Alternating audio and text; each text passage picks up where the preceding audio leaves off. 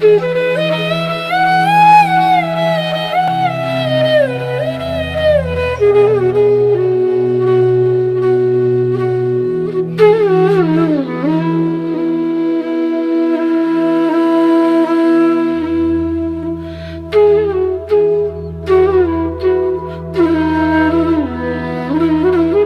me speak to you and tell you something about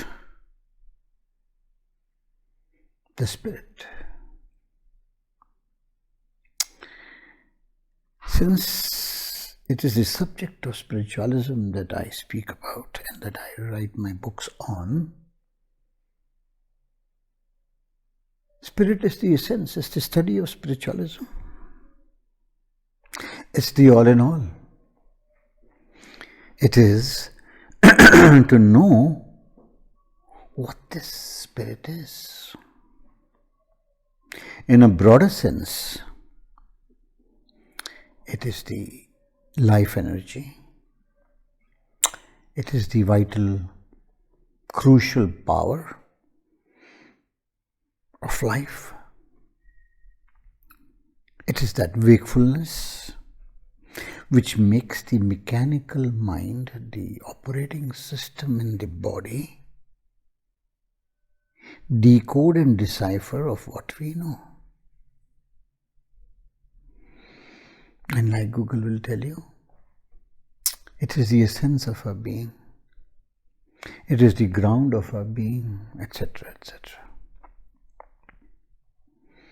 But what exactly is it? What is the role does it play? How does it connect to us? Very often we hear this phrase body, mind and spirit, or body, mind and soul. Body and mind, as you know, most of us are aware. But when it comes to the spirit or the soul, science seems to have no idea about it. It just does not know what awakens the mind. They know that the information is passing on from one section to the other after it picks up signals through its electromagnetic current created by chemical activity and things like that. Okay, done. It knows to that extent. But how does it decipher? How does it decode? Who's sitting inside to decode that for you? The signals flowing through neural pathways via neurons. Who is that? Spiritualism gives this answer. Science needs to verify all that it declares. Spiritualism simply prophesizes. Philosophically, it remains mystical until the time science proves that philosophy. Like, for example, quantum physics, law of conservation of energy. All that exists is energy, according to science today. All that exists is energy, which is constant, indivisible, which can neither be created nor destroyed. However, within itself, lots of changes takes place that are interchangeable, say from nuclear, electrical, hydro, thermal, psychic, interchanging from one to another. So, within which all interchangeable changes takes place, but on its own, energy is unchanging. It's the only ingredient. What is energy? It's power, nothing but power. vibrating in different frequencies. Now, this was all told to us thousands of years back by the Vedas, for which most of the pioneers of quantum physics have been inspired and have given credit to the Vedas. So, as per spiritualism, the decoding, the deciphering factor in the mind is thou art that, is Tattvam Asi, is Shivoham, Aham Brahmasmi. Aham Brahmasmi. Aham means I am. Brahmasmi means spiritual conscious energy. So it was declared that you are a spiritual being going through a human experience. Whereas the unfortunate part is, most of us are aware of the body and mind, but nobody cares about the spirit, yet claims that I'm spiritual. I'm spiritual, I'm very spiritual. Most of everybody starts claiming I'm spiritual. Just because they read a few books or they've heard a few lectures here and there without understanding, they start claiming that I'm spiritual. And what happens? So, Aham Brahmasmi, I am spiritual conscious energy. I am that spirit. I am that spirit. And the spirit is the highest attribute of energy. The lowest attribute of energy is that energy moves in entropy, second law of thermodynamics, in entropy, randomly and recklessly, multitasking like in the case of thoughts, here and there, into this and that, for its likes and dislikes, purely for its me and mine. Purely for its me and mine. So, energy moves in random. As waves of energy. And the spirit is the highest attribute. All other aspects of energy are dual. They relate to the mind in opposites, in duality. God and the devil, truth and lie, positive, negative, day and night, heat and cold, etc., etc. Mind cannot relate without the opposites. It cannot choose what it wants without comparing the opposites. So, the mind with its thoughts can function only in duality.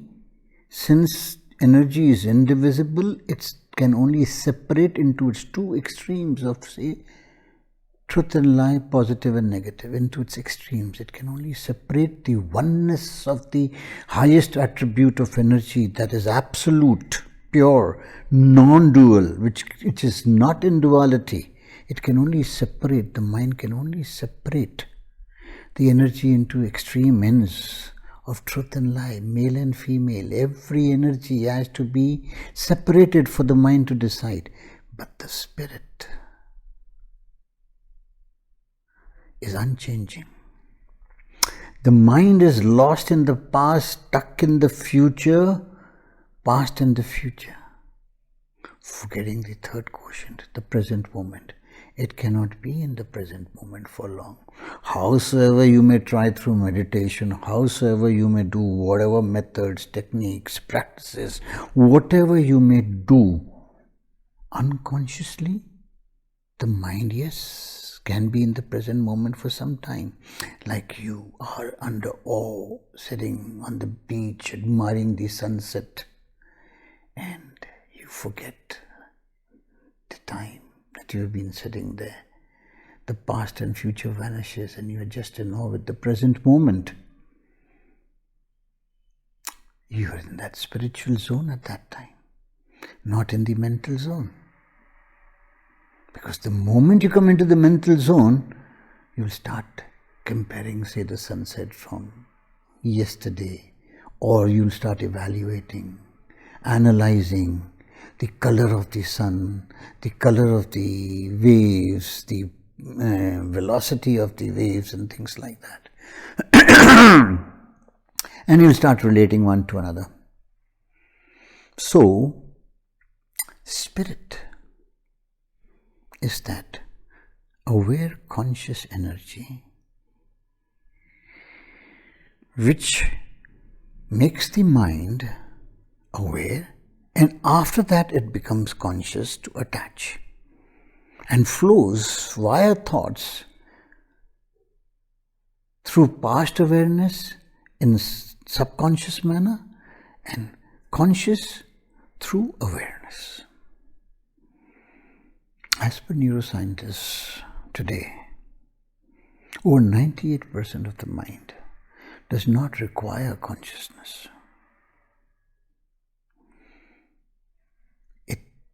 Mind functions unconsciously from past awareness in a subconscious manner from its memory and intellect. It does not require consciousness. And that is why there is so much of chaos, mess and misery in this world.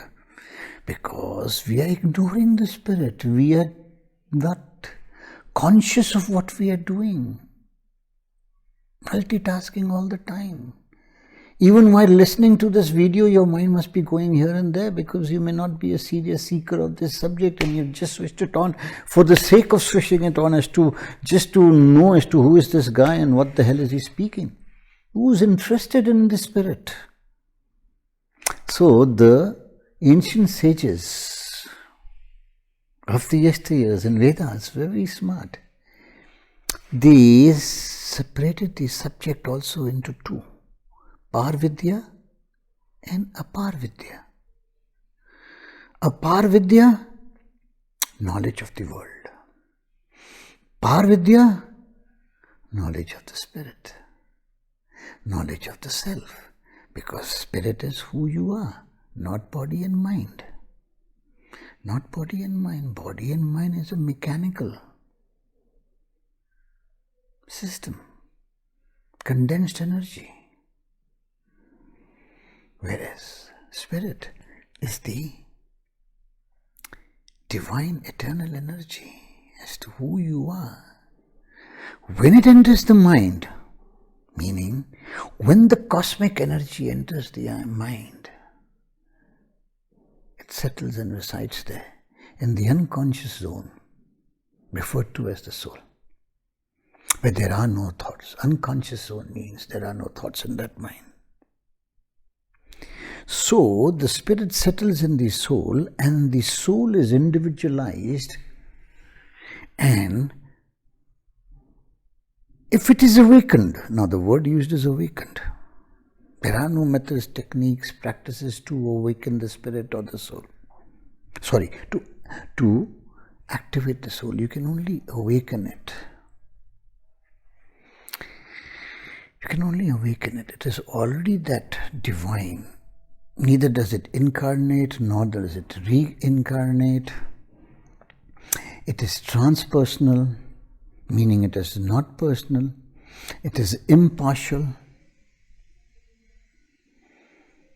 It does not relate to your mind in any way in choosing for its self-interest. It is fully impartial. That is why it is the divine. And why is it the supreme energy, which the sages referred to as Para Brahman, meaning Par means beyond, Brahman means energy. Beyond Brahman, Par Atma. Par means beyond, Atma means consciousness, beyond consciousness. Parameshwar, beyond Par, beyond God. So this supreme energy is beyond of all beyond, the spirit.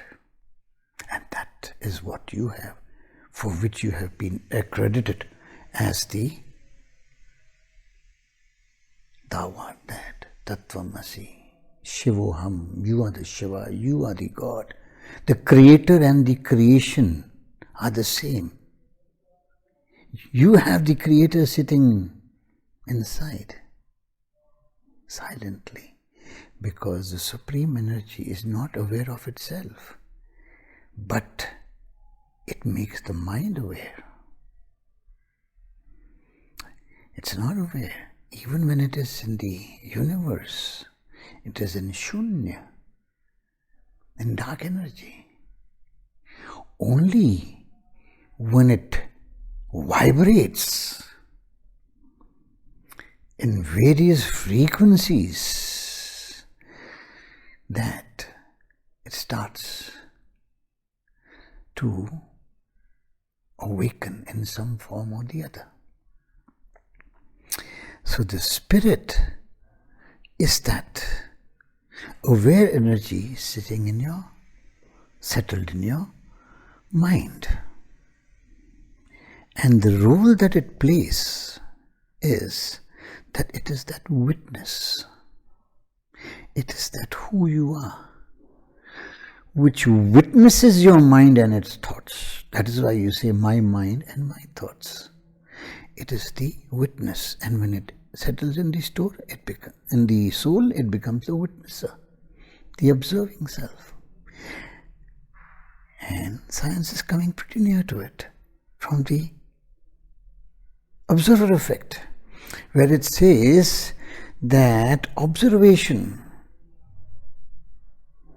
creates your reality, influences your reality. It is through observation that everything becomes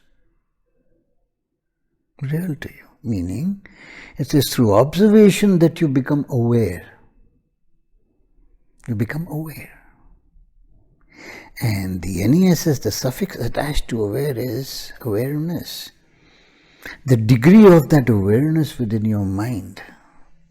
The presence of awareness is who you are. The presence of consciousness in the mind is what you are. In quantum, it is the content, it is the object and the subject, the context is the awareness. Awareness does not require consciousness, because consciousness cannot prevail without awareness. So, awareness is who you are. And the mind is in disorder. Energy flows in disorder, in entropy. What does the mind do?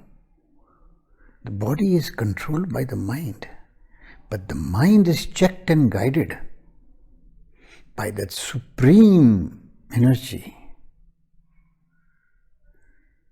that divine energy is checked and guided merely through witnessing. Merely through witnessing. When the mind witnesses through its superconscious level, the superconscious section or zone of the mind, where no thoughts prevail, it is silent. And the spirit sitting inside the soul is purely witnessing. The conscious and the subconscious mind becomes shy. Like when you start staring at somebody, that person will become shy and aware and conscious. And there'll be a pause. Likewise, your own mind becomes aware and conscious, and it starts to think, focused, centered on what it is doing, whether it's favorable or unfavorable. So, spirit is that awareness, that non-dual, that unchanging supreme energy, the highest attribute of energy, which triggers the mind, which it is that wakefulness through which you know what is there in the universe, because the universe exists only because you are aware. God exists only because you are aware of it. You're aware that there is something supreme above the mind, something supreme above us, on which you rely upon. Whether it is the form of human God, whether it is like the Hindus pray to any rock, any tree, any river, any mountain, because everything is energy and everything is absolute. It is through the absolute energy within which all things emanate, appear and disappear. It is the substratum of all that exists, and underlying that substratum is energies, multiple subset energies which appear and disappear back into it. And this absolute energy is constant, indivisible, unchanging, whereas the subset energies keep changing and interchanging within themselves. Whether it's the planet, whether it's the stars, whether it's the subatomic particles, whether it's the sun, whether it's the moon, they will all come and disappear one day. But the dark energy, the absolute energy, the shunya, the bliss, the equilibrium in the absolute energy is eternal. It will remain as it is. That will not disappear. That will not disappear. So, please remember, if you are a spiritual seeker, please try to not study but understand. Understanding is the most important. What the spirit is, what role does it play, how can we make our lives better by knowing the spirit in order to become spiritual, for the sake of that oneness and absoluteness of what the spirit is, where the mind has separated the energies into its extremes, how to bring it closer back towards its equilibrium as much as possible, because that will provide peace and tranquility. You may have all the wealth, comfort, knowledge, health, family, friends. But if you are not aware of the spirit, there will always be something amiss. You will not have that long-term peace of mind, that tranquility, that calmness within yourself to face all situations, all circumstances with a smile on your face and accept it as it comes, where no problem will be taken as a problem but as a challenge for you to sort it out with a stable mind, a consistent mind.